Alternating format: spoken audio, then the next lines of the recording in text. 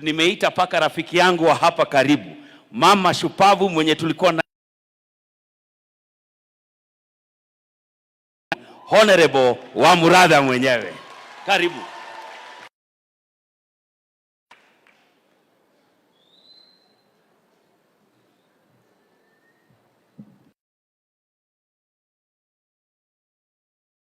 Bwana Yesu asifiwe wa mama.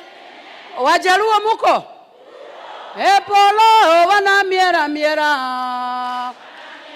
Hepolo wana miera miera kwa donjo. Sama Yesu telo mbele to anduto anumange. Hepolo wantendeleza. Hepolo wantendeleza kwa donjo. Sama Yesu telo mbele. Basi maneno ndiyo hiyo. Nami naitwa Ann Wamuratha, Woman Rep Kiambu County, ambao ni majirani wenu na ambao watu wengi hapa wanapofanya kazi hapa Nairobi wanakuja kulala kule kwetu Kiambu, na kwa hivyo Kiambu na Nairobi zimeingiana hivi. Tumeshukuru kwa kuwa hapa siku hii ya leo kwa mwaliko wa Jalas. Kitu cha kwanza tuseme tunawashukuru sana kwa kuweza kumwamini Jalas. Yeye ni rafiki wa kila mtu. Na kwa hivyo alipotualika siku hii ya leo, mmesikia tumetoka kila mahali. Kwa sababu Jalas na hao viongozi wengine tuko nao hapa, Pasaris, Mama County na pia Beatrice Arachi, ni watu wamechanuka, wakajua ya kwamba chama watafanya naye uchaguzi. Lakini wakati wa kufanya kazi, lazima wafanye kazi na serikali, ndio waweze kuletea watu wao vitu ambavyo. Hiyo ni kuwa smart.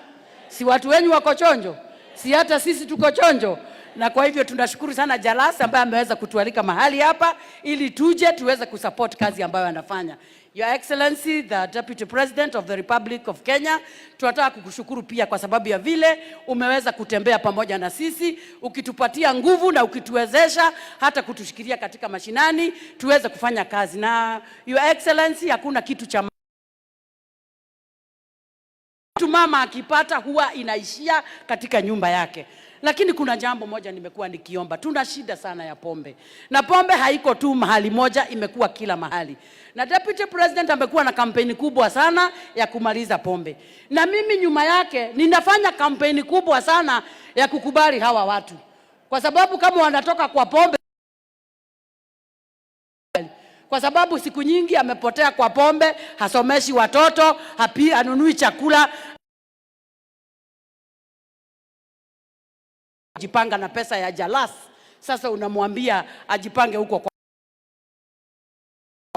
Ombi langu kwa wamama, ombi langu lile naomba wamama, hawa wanaume wakirudi, wakiacha hiyo upusi wako nayo, tafadhali mkubali tu. Akona ujinga ni ukweli, lakini imagine alikuoa, akakuleta kwake, akakuzalia watoto, hajakulipisha hao watoto wote, umezaa kamoja, tuwili, tutano na hujawahi lipa hata kamoja. Si umpatie tu chakula kwa sababu ya kukua tu alikuzalia watoto.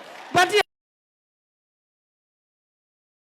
baraka za watoto wako zimebebwa na huyo mwanaume. Kwa hivyo mshughulikie tu. Akona kaujinga fulani, lakini wamama tuwakubali. Yenyewe wametuangusha, lakini tuwakubali. Jalas akiwainua wamama, tutasupport na yeye tuweze kuwainua. Tafadhali let us not forget the seed. Hawa maboys wetu tuwainue, wako kule kwa ulevi. Wengine hata wakubuki kuoa.